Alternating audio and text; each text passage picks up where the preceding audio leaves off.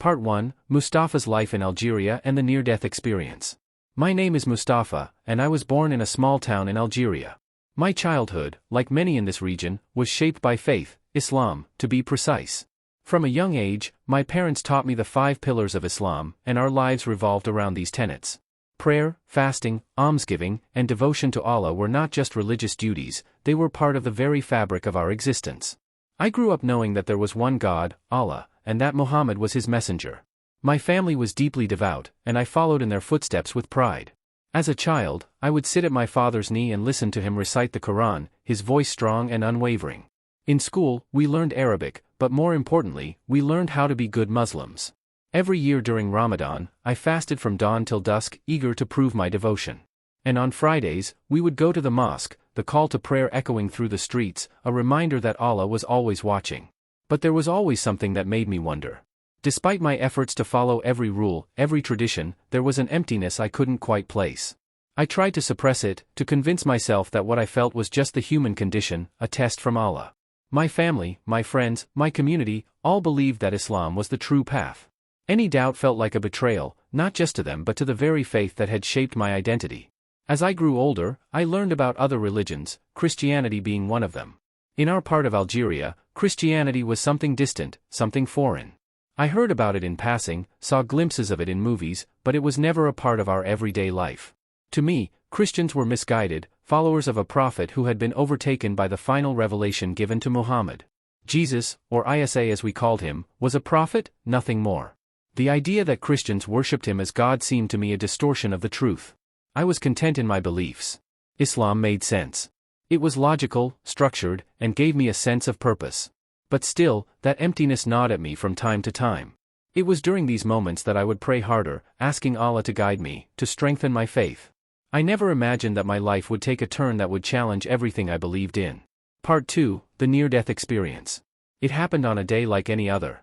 I had just finished my daily prayers and was about to head out when I felt a sharp pain in my chest. At first, I thought it was just indigestion or stress, but the pain intensified, spreading through my body like wildfire. I collapsed, gasping for air. My vision blurred, and my heartbeat echoed loudly in my ears. I don't remember much after that. Everything went black. I wasn't sure if I had lost consciousness or if I was dying. The world around me faded away, and in its place, there was a deafening silence. It felt like I was floating, suspended in a void. My thoughts were racing. Was this the end? Was I about to meet Allah? Suddenly, I felt a pull, as if something was dragging me downward. The sensation was overwhelming, and I tried to resist, but it was no use. I was being taken somewhere, and I had no control over it. Panic set in as I realized that I wasn't headed toward the light or the peace I had always imagined. Instead, I was descending into darkness. The darkness grew thicker, almost suffocating. I could feel it pressing against me, wrapping around my body like chains. And then, in the distance, I saw a faint glow, not of warmth or light, but of fire. The deeper I went, the more intense the heat became. It wasn't the comforting warmth of a hearth, it was the scorching, unbearable heat of a furnace. As I got closer, I started to hear the sounds. At first, they were faint, whispers, cries, and groans. But soon, the noises grew louder, more distinct. The air was filled with the sound of torment, people wailing, screaming in agony. I wanted to cover my ears, but I couldn't move. I was trapped, forced to witness whatever lay ahead. Then, the landscape came into view. It was like nothing I had ever imagined, an endless pit of fire, with rivers of molten lava snaking through the ground. People were everywhere, millions of them, writhing in pain, their faces contorted in expressions of terror and suffering. They were being tortured, not by human hands, but by monstrous, demonic creatures that seemed to delight in their torment. I was horrified. What was this place? Was this hell? I had always believed in Jahannam, the Islamic concept of hell, a place where sinners would be punished for their misdeeds. But this was different. The people here weren't just being punished, they were being enslaved, forced to bow down to a figure that stood on a throne of darkness at the center of it all. It was Satan. The figure was immense, towering over the landscape like a shadow that blotted out the sky. His presence was suffocating, a force of pure evil that radiated power and hatred. And the people, those wretched souls, were bowing before him, worshipping him. It didn't matter who they had been in life, what they had believed. Here, in this place, they were all the same, slaves to the devil. I felt a deep sense of dread wash over me. How could this be? These people, hadn't they followed their own beliefs, their own gods? Why were they being subjected to this? I had always believed that as long as someone followed their faith, they would be judged according to their deeds. But here, it didn't seem to matter. Suddenly, a thought struck me: was this my fate too? Was I, Mustafa, destined to suffer the same torment? Had I been deceived my entire life, thinking I was on the right path, only to end up here? As I stood frozen in fear, I heard a voice. It wasn't like the voices of those around me. It was calm, yet powerful, filled with authority and compassion. It called my name. Mustafa. I turned, and there, standing in the midst of the flames, was a figure bathed in light. His presence was unlike anything I had ever experienced. There was a peace about him, a warmth that contrasted with the torment around us. And then, I realized who he was. It was Jesus. Part 3, The Revelation from Jesus. Mustafa, he said again, his voice soft yet commanding. You have been deceived, just like many others. I could hardly believe what I was seeing. Jesus? The prophet? The one I had been taught to view as just a messenger, nothing more? But this was different. He wasn't just a prophet. There was a majesty to him, a divinity that I couldn't deny. I felt ashamed, unworthy to be in his presence. Why am I here? I asked, my voice trembling. I followed my faith. I followed the teachings of Islam. Why am I in this place? Jesus looked at me with compassion, and for a moment, the horrors of hell seemed to fade away. You have been deceived, he said again. Like many others, you were led to believe that there are many paths to God. But I am the way, the truth, and the life. No one comes to the Father except through me. His words struck me like a bolt of lightning. I had heard Christians say this before, but I had always dismissed it as their misunderstanding. Now, standing before Jesus himself, I realized the gravity of those words.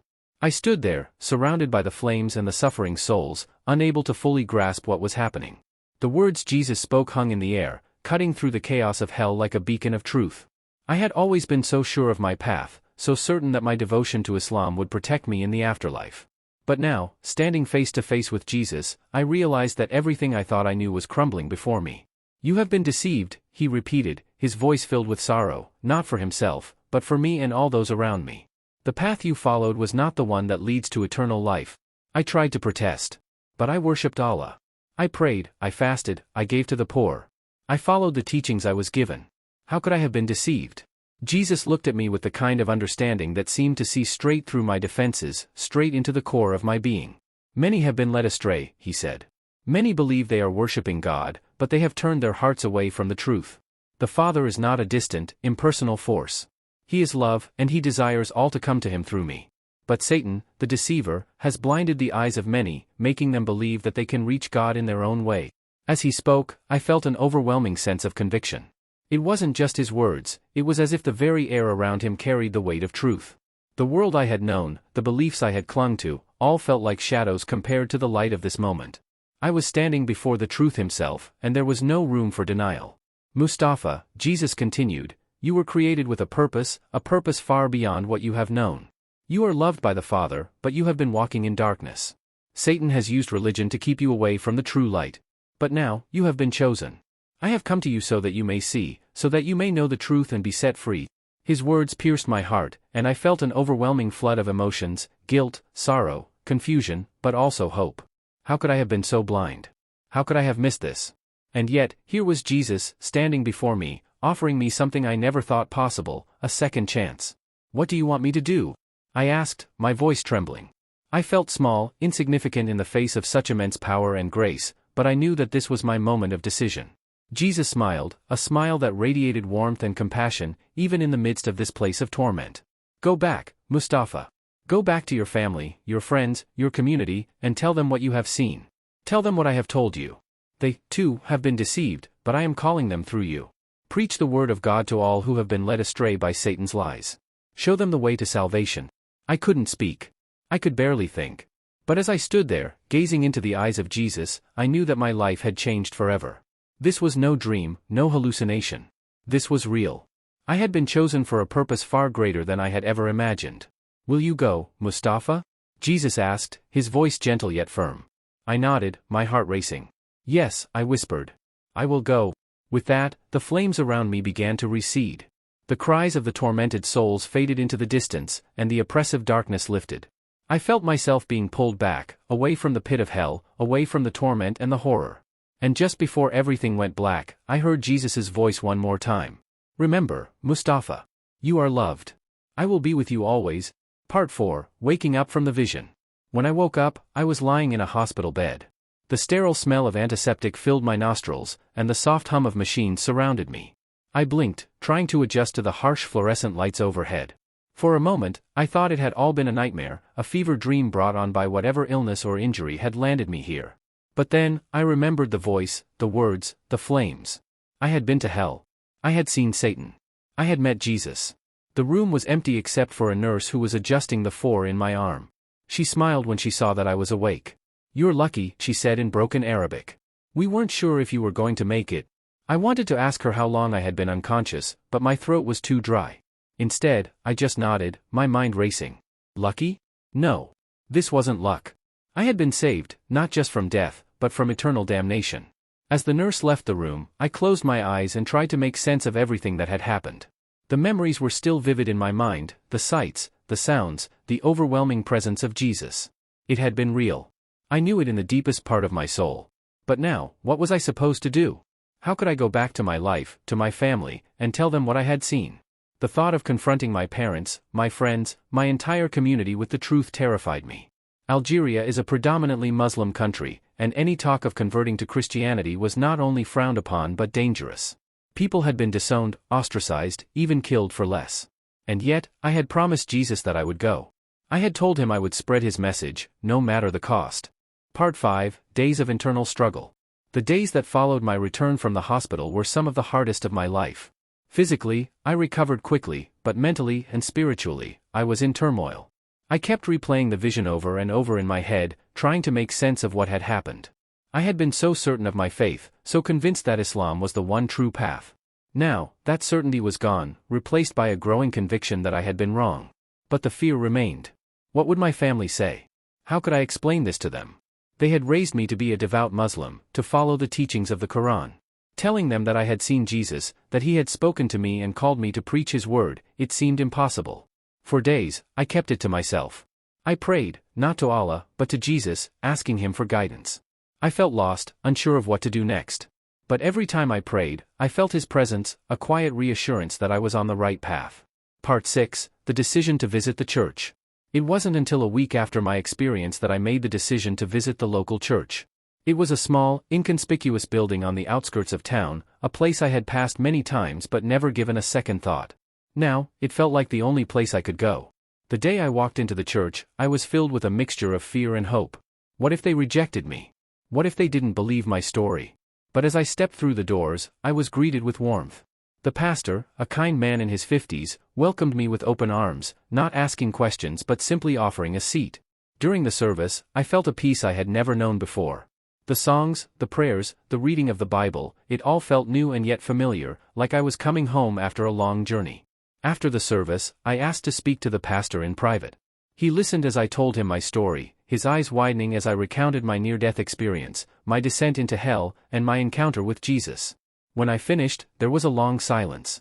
I braced myself for disbelief or even rejection, but instead, the pastor placed his hand on my shoulder and smiled. "Mustafa," he said, "what you experienced is a miracle. Jesus called you for a reason, and now, it's up to you to follow that calling." I felt a weight lift from my shoulders. For the first time since my vision, I felt understood, accepted. I knew then that I wasn't alone. Jesus had led me here, to this moment, and now, it was time to fulfill the mission he had given me. Part 7, Sharing My Testimony. In the weeks that followed, I shared my testimony with the church. At first, it was difficult. The words felt heavy, and the fear of judgment still lingered in the back of my mind. But each time I told my story, I felt the presence of Jesus guiding me, giving me the strength to continue. My family, when I eventually told them, reacted with shock and disbelief. My parents were devastated, unable to understand how I could turn my back on the faith they had instilled in me. There were tears, arguments, and long periods of silence. But I remained firm. I had seen the truth, and there was no going back. Slowly, I began to share my story with others, friends, acquaintances, even strangers. Some listened with curiosity, others with skepticism, but I knew that I was planting seeds. Jesus had told me that I had been chosen to preach his word, and I was determined to do just that. Part 8, A New Life in Christ.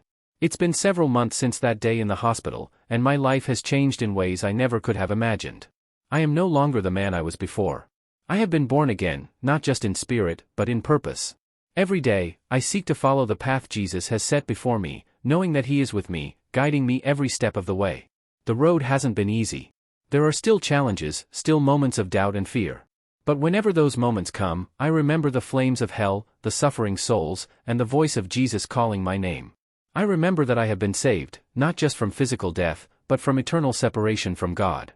Now, I live for Him, and for the mission He has given me, to spread His word, to share His love, and to help others find the truth that I have found.